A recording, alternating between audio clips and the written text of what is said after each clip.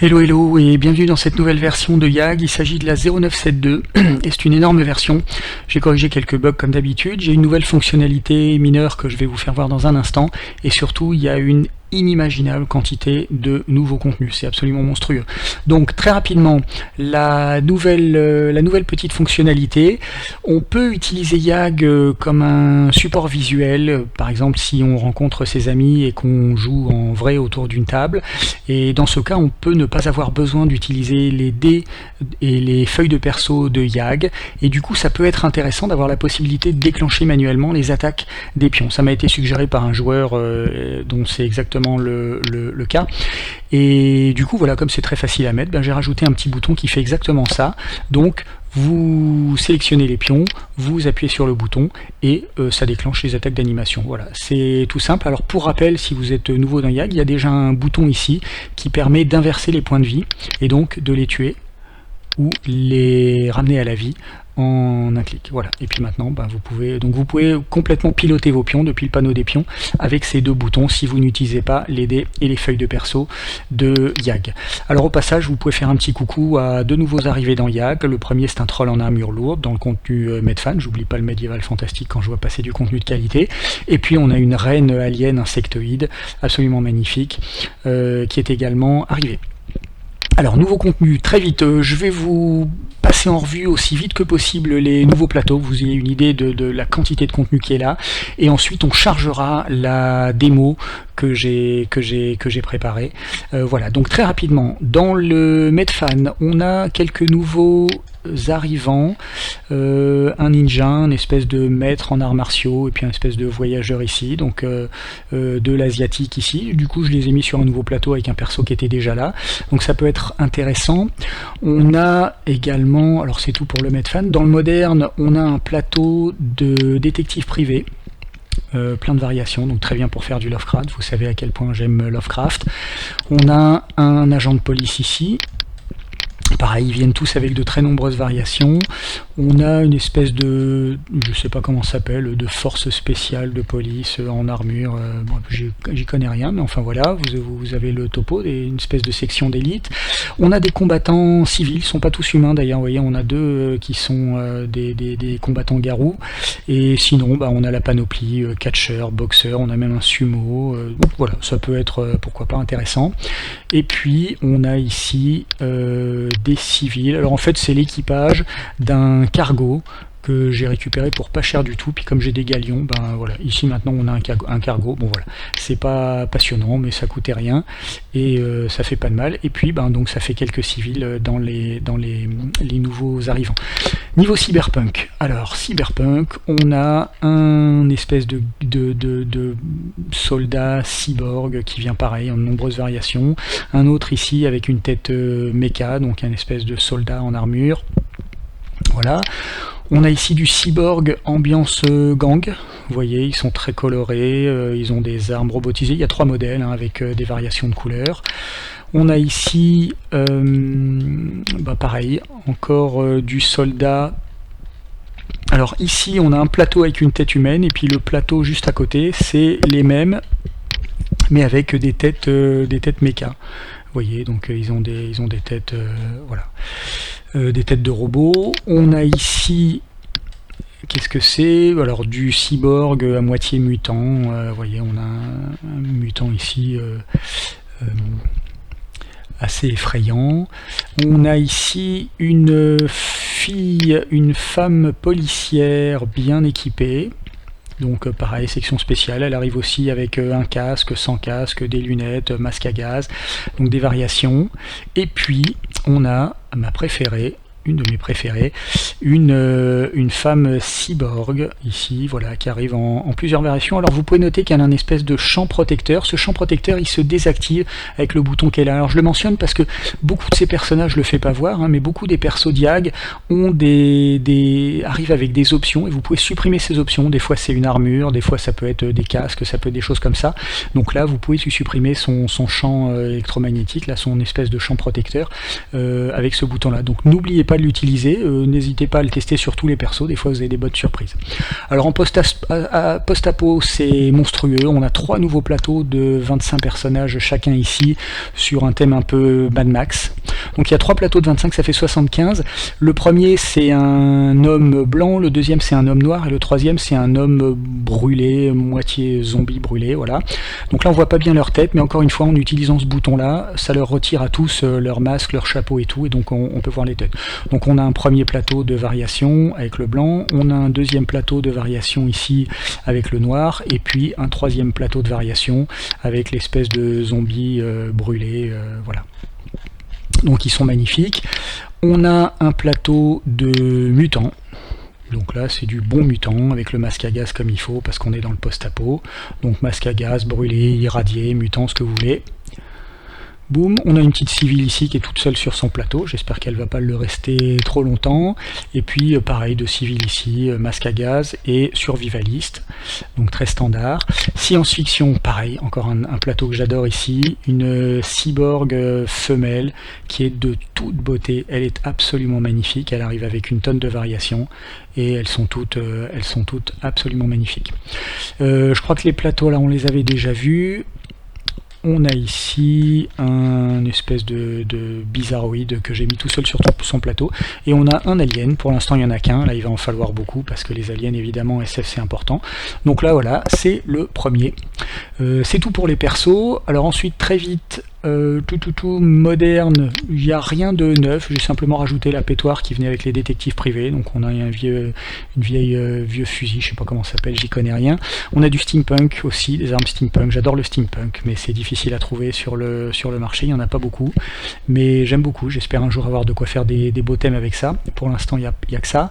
En post-apo, on commence à avoir doucement la panoplie des armes post-apo, donc du bricolage, du scotch, du fait maison, des choses comme ça. Voilà. Pareil pour les flingues, bon, la batte de baseball à clous, on a quelques haches, enfin des haches, voilà, la panoplie du post-apocalypsiste, je sais pas comment on dit, à base de trucs bricolés, de bouts de scie, de lames de scie, etc. Science-fiction, rien de neuf, par contre je vous mentionne un tout petit gadget tant que j'y pense, maintenant les fusils, les arbalètes et toutes les armes de ce type-là, de type fusil, sont présentées, vous voyez, verticales, ça permet de gagner de la place, c'est beaucoup mieux. Ça fait partie des choses que je corrige régulièrement, sans jamais le dire, puis là comme j'y pense, je vous le dis, mais voilà, c'est le genre de petits détails qui bougent et qui sont jamais mentionnés. Dans le médiéval fantastique, donc on a ici le plateau, je vous l'ai déjà montré mais je vous montre où il est, le nouveau troll en armure, là qui est avec ses copains trolls, tous plus beaux les uns que les autres. On a en moderne, je crois que j'avais rien de neuf ici, oui non, ça c'est les vieux monstres. En post-apo, qu'est-ce que j'ai mis? Un espèce de robot chien, voilà, qui est ambiance post-apocalyptique, donc pour l'instant il est seul sur son plateau. En science-fiction, on a un nouveau robot qui est absolument magnifique, une espèce de crabe araignée, robot tank, il est sublime, vous le verrez tout à l'heure, il est dans la démo, je l'ai utilisé abondamment. Les drones, je crois qu'il n'y a rien de neuf, je me souviens plus ce que je vous avais déjà fait voir, mais bref, on a une petite panoplie de drones. Dans les bestioles, on a juste la nouvelle insectoïde, reine extraterrestre qui fait son apparition aussi, qui ferait un très beau monstre Lovecraftien au passage, avec le contenu 1920 et tout. Bon. Et puis ici, on a une espèce de ver, plante, je sais pas trop ce que c'est, mais en tout cas, ça a une forte odeur de science-fiction, et donc c'est sur un nouveau plateau ici. Au niveau des objets, on a déjà vu le cargo avec son sous-marin, on a une petite voiture steampunk, elle est très très belle, elle arrive en 5 variations de couleurs. Voilà. Et puis, on a un nouveau plateau aussi, que j'aime beaucoup, ce sont les stations spatiales. Alors elles sont magnifiques, elles sont énormes, ça se voit pas évidemment sur le plateau, mais elles sont énormes. Vous allez en voir une dans 30 secondes quand je vais charger la map de présentation, mais voyez, elles sont toutes plus belles les unes que les autres. Voilà, et vous allez voir que ça donne tout de suite une ambiance particulière. Et donc, bien sûr, le clou du spectacle, c'est un nouveau thème de donjon, une ville cyberpunk, vous voyez. Qui est ici. Alors je vais pas la charger parce qu'elle est tellement belle en fait que j'ai préparé une sauvegarde uniquement avec elle. Donc voilà, on va aller préparer charger la Cyberpunk City Demo et vous allez voir. Là, voilà. Alors tout d'abord, je vous avais dit que vous verriez une station spatiale, donc là voilà, je vous avais dit qu'elles étaient immenses. Alors celle-là, elle a été redimensionnée, c'est pas leur taille naturelle, mais bon, vous voyez, on peut les rendre vraiment monstrueuses. Je vais accélérer un petit peu ma vitesse. Vous voyez les robots tanks ici, alors on en a un qui patrouille, voilà, regardez comment il est beau quand il marche celui-là. Oh. Regardez-moi ça. Il est superbe, j'adore. Alors, on a un espèce d'astroport gardé par des soldats ici. Et puis, vous voyez qu'on a des vaisseaux spatiaux qui font l'aller-retour, qui font la navette entre la station spatiale et nous. Mais le clou du spectacle, le voilà, c'est la ville cyberpunk que j'ai mise dans l'espace pour que ça soit un peu plus futuriste, mais voilà, alors c'est un boulot, j'ose même pas vous raconter, j'ai passé ma semaine à la quantité de boulot. On a des drones qui patrouillent, on a des gens, on a un tank là-bas qui patrouille, on va aller voir ça. Juste pour vous donner une idée, il m'a fallu à peu près 3/4 d'heure pour préparer la totalité de la scène, hein, placer les pions, les faire se déplacer, les déplacements automatiques, voilà. Alors la ville, évidemment, on commence comme toujours par une ville cyberpunk, il faut des hologrammes géants, donc on a nos hologrammes dansant ici pour faire voilà comme il faut, et puis alors la ville elle-même, je vais reprendre une vitesse normale. Alors le problème avec les cyberpunk, c'est que des détails. Il faut couvrir chaque centimètre carré de mur par quelque chose. Des tags, des enseignes, des néons, de la pub, de l'hologramme, des ventilateurs, ça tourne. Il en faut absolument partout, et donc la quantité de boulot que ça représente, bon, vous pouvez pas imaginer, voilà. Alors j'ai mis quelques persos, vous voyez, hein, je vous faisais voir tout à l'heure les plateaux, donc là voilà, quelques gangs, quelques mutants, quelques machins et tout. On va aller passer par la petite ruelle ici.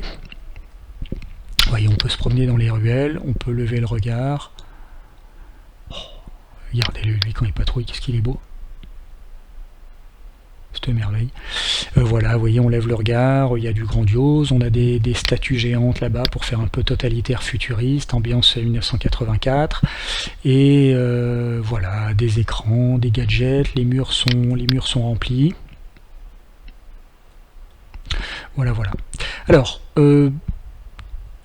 évidemment, si on a des drones qui patrouillent et des tanks qui patrouillent, je les ai équipés de caméras, parce que, vous voyez, les caméras que j'ai rajoutées, il y a 2 ou 3 versions, voilà, elles arrivent vraiment bien dans le contexte. Donc on a le tank qui est là-bas, vous voyez ce qu'il est en train de voir, vous avez la caméra, donc ça c'est ce qu'il voit lui. Et puis on a 2 drones qui circulent, je ne sais pas où ils sont, on pourrait les rejoindre en cliquant sur les boutons, mais il y en a un qui est un petit peu en hauteur et qui regarde vers le bas, vous voyez, qui fait une patrouille de haut, là. Et puis le deuxième qui est un petit peu plus au niveau du sol, et qui se déplace aussi. Ok, voilà, donc dernière chose, je vais vous donner une petite vue d'ensemble pour que vous ayez une idée de la taille de la map.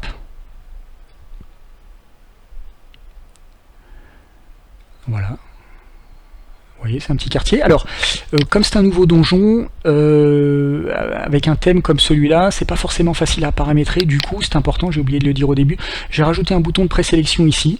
Hein, et si vous sélectionnez les 2 thèmes cyberpunk en intérieur, en extérieur, et que vous cliquez sur cette présélection, ça va vous donner exactement les paramètres qui vont vous donner cette map-là. Donc cette map-là, par défaut, elle est dans le jeu. Vous sélectionnez les thèmes, vous prenez la présélection, c'est celle qui arrive. Donc vous pourrez vous balader dedans.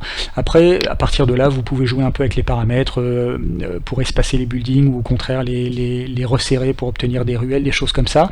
Mais voilà, avec ce genre de thème, hein, si vous prenez des paramètres au hasard, vous pouvez vraiment obtenir n'importe quoi, les immeubles collés les uns contre les autres ou au contraire complètement éloignés.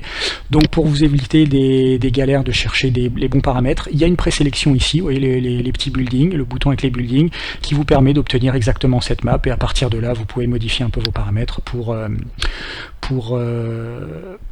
expérimenter.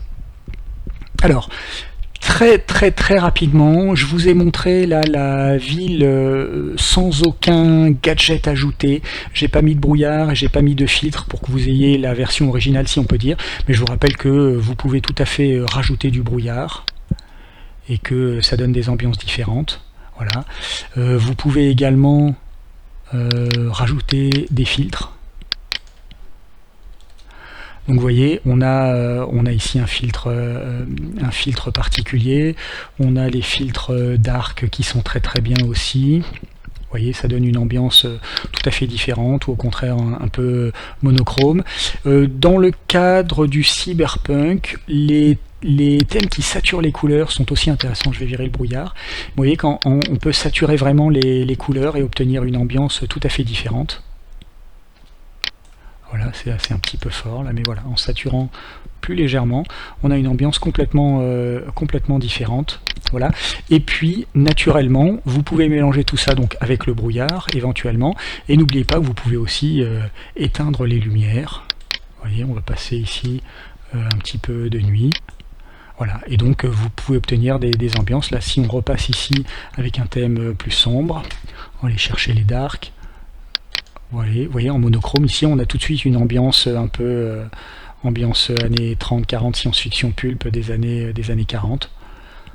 Vous voyez, c'est très différent. Donc n'oubliez pas d'appliquer les filtres en jouant avec les filtres, l'éclairage natif de YAG et puis le brouillard. Vous pouvez vraiment obtenir des ambiances très différentes en fonction de ce qui conviendra à votre scénario.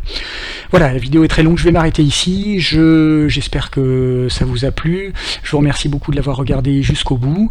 Et puis si c'est le cas, on se revoit comme toujours dans la prochaine avec grand plaisir. Merci encore et à très bientôt. Ciao.